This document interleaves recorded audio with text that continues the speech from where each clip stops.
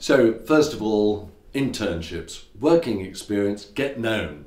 Make sure if you want to go into property, you prove to someone that's what you want to do. It's all about enthusiasm, knowledge, and ultimately excitement at the interview level, and ensuring you approach it with that in mind.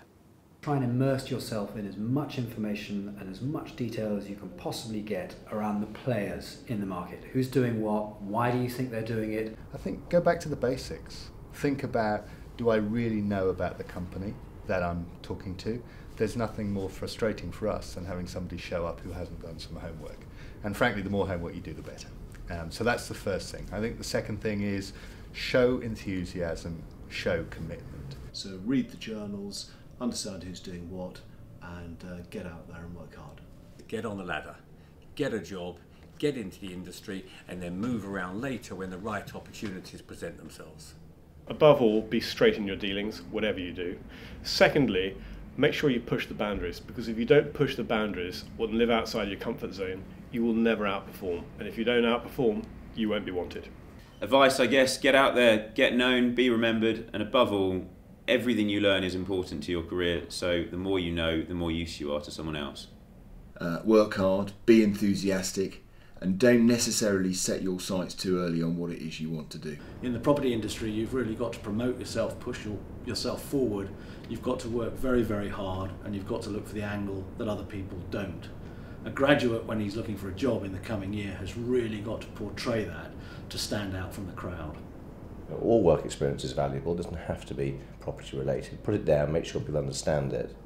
And then going forward, again, make sure that you become across as sociable as approachable. What's going to make you different? Everybody's going to sit there and say how good I am. Everyone's going to try and be as confident as they possibly can be, but come up with something that the person that considering you or interviewing you is going to think there's something about that individual that's different or better or stands out.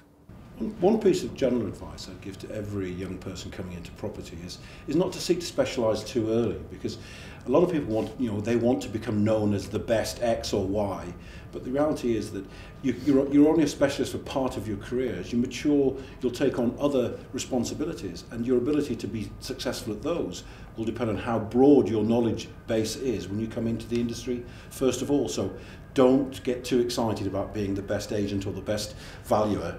Take your time. I think my best advice would be to know the firms that you're applying to. Start an Excel spreadsheet, list the top 20 firms, know the head of HR, their direct number, their direct email, know when their applications open and close, and generally know the firms inside out. Advice for graduates entering the industry: property, I've learned, is the ultimate people business. You don't get anywhere unless you are out meeting people face to face and making the contacts, and having those contacts will get you the off-market deals and the off-market info that will help your clients and that kind of thing. So just get out and meet as many people as you can. I think considering working abroad or going to a global city is important for any young person to consider.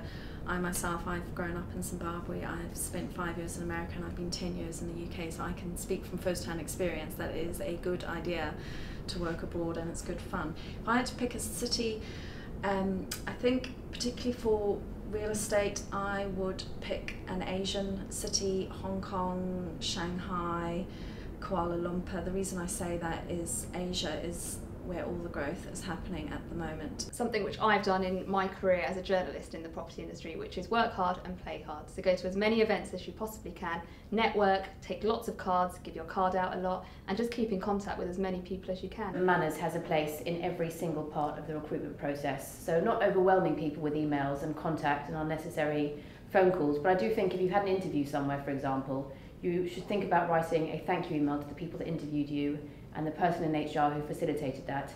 Something short, no long essay about why you want the job. They know you want the job, but just remind them you're pleased you came, you really enjoyed yourself, and you look forward to hearing from them.